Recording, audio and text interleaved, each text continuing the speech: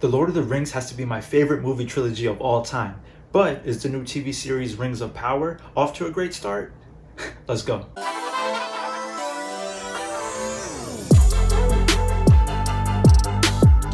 Before we kick off this review, my name is Chris and thank you so much for watching. I appreciate it if you hit that like button, and if you're new to the channel, hit that subscribe button. This way you'll stay up to date with more fun reviews uploaded weekly. The new TV series for the Lord of the Rings franchise is the first of its kind, and it's also the most expensive show ever made. Rings of Power cost nearly $60 million per episode, and the first season alone equals to a total of around $715 million. And Amazon has already spent $250 million to acquire the rights to Lord of the Rings, so has this first season already paid off? Amazon also took a big risk of selecting the two showrunners for this series who are unknown to Hollywood and are now first-time showrunners. Patrick McKay and J.D. Payne pitched a deeply thought-out plan for a 50-hour television saga, which would focus on Middle-earth, but thousands of years before the events in the Lord of the Rings movie trilogy. Another reason they won the deal was because they pitched the same vision of the story as author J.R.R. Tolkien's grandson, Simon Tolkien, had, but without even knowing. The series premiere already drew 25 million viewers, but that's just according to Amazon's numbers, and I'm not quite sure if that fluctuated, but I'm sure it has throughout the season. Okay, so to start things off and try to make the synopsis as simple as possible, if you ever watched that first Lord of the Rings movie, The Fellowship of the Ring, you might remember at the very beginning of that film is where they had a backstory about Sauron, who is the main villain of the story. During that battle, Isildur was able to cut off his hand and then acquire the Ring of Power, or Evil, you know, the one ring to control them all. And I believe the whole point of this show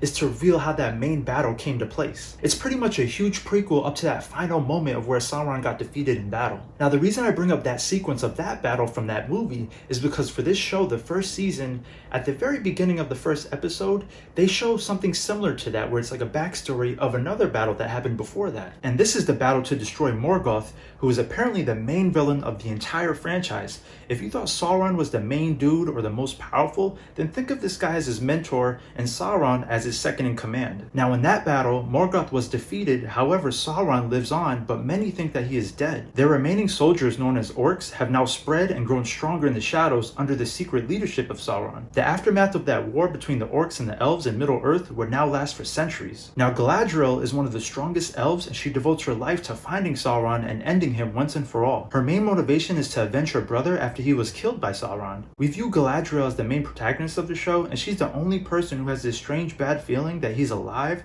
whereas everyone else thinks that he was defeated. So the first season is pretty much all about this manhunt and finding Sauron, because as long as he's alive, evil will always be around, growing in the dark, waiting to take over. And now Sauron could actually shapeshift, meaning he could change his identity and appearance to blend in with the average looking person. And this makes this season somewhat exciting because as you're watching, you never know who Sauron might be out of all these random characters. The orcs have an interesting storyline throughout this entire series because as you're watching episode per episode, they're building this underground tunnel and you have no idea why or what it's leading up to until in one episode you actually find out what's happening and the reason for all this. And trust me, it's a complete shocker, and that episode is definitely one of my favorites, if not the best episode of this first season. Speaking of the best, this show has to be one of the best shows to start off, in my opinion, for a first series. It's definitely one of the most cinematic shows ever made, and it better be with that big ass budget. It's also very beautiful with the amount of quality that they put into the CGI, along with a few shots of real world landscapes as they did in the original movie trilogy. And the music throughout this series is fantastic, whether if it was a battle scene or a drama scene. But now that I think about it, there's not really a main memorable theme that you remember, that you're excited to hear every time it comes on. And an example of this is if you watch the original movie trilogy, you know, with the four main hobbits, there's always that concerning hobbits theme that plays throughout the entire movie trilogy. But there is a part throughout this series where there is a main memorable theme, I would say. However, these people aren't the main characters, and it would be whenever they show the Misty Mountains of the Khazad-dûm Dwarf Kingdom, and this is where the dwarfs live. However, like I said, they're not really the main characters of the show, so therefore every time the music theme comes on, although it's exciting to hear and you get excited and hyped for it, it's not like the main characters as those hobbits were that I mentioned from the movie trilogy. Now, the diversity of the cast in this series is very appreciated because if you look back on the original trilogy, I know I keep bringing it up as comparison, but we could honestly count on our hands of how many people of color were in all three of those movies. And I know it's based off the books and they want to make it as accurate as possible, but that's just a conversation for another time, so let's not even get into it. But I did appreciate the cast in this new series. And along with the cast, I did enjoy the overall acting for the most part. When you watch a show like Game of Thrones or House of Dragon, obviously you can assume the acting is way better, but when you think about it, that show mainly has very serious dramatized characters, whereas in Rings of Power, they have so many different types of characters and races, from the humans, to the elves, and to the dwarfs, even the Harfoots, which are pretty much the hobbits. Each race has their own personality, therefore the acting varies from serious and drama to silly and comedy. The details to the fashion and set designs were very impressive and appreciated. I also like the length of the episodes, and since I love Lord of the Rings, the more the better is how I see it. Nothing short of a first season classic.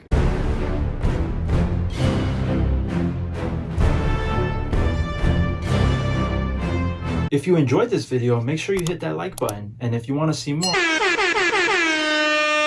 Oh shit, here we go again. Gotcha, bitch! If you've been watching my channel for a while now, you know it's been a minute since I did a fake out from one of my ratings. Like I said before, as much as I love Lord of the Rings, I do have to keep it real on this channel. That's just how I do it in life, on the channel. I am who I am, so I can't give you just the good. I gotta give you the bad, and unfortunately, there's a lot of bad in this first season of Rings of Power. I mean, to start off, the story is so slow and boring. I'm telling you guys, like when I'm watching a show or movie, I hardly ever fall asleep, but there were a few episodes in this season where I drifted off. I'm telling you, I almost knocked out and fell asleep. And the script was also written in a predictable manner where you could see where the story's going the whole time, and you can also see who some of the characters will become. Because this first season is kind of like a mystery season.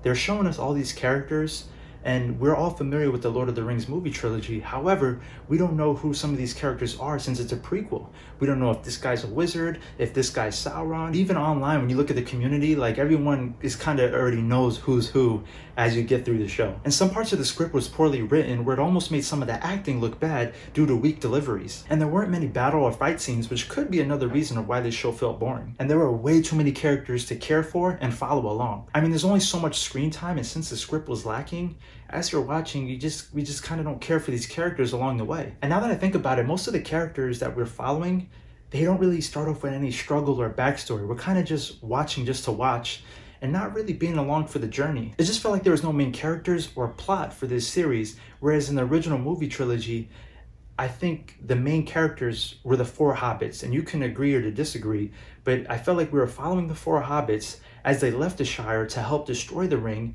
in their adventure to make it back home to the Shire. I mean, I guess for this series, you can argue that the main character is Galadriel, with the plot being finding Sauron. However, with all these different characters and locations, I just feel like we get so distracted and we lose sight of that. And in the end, I'm sure all these characters will eventually come together.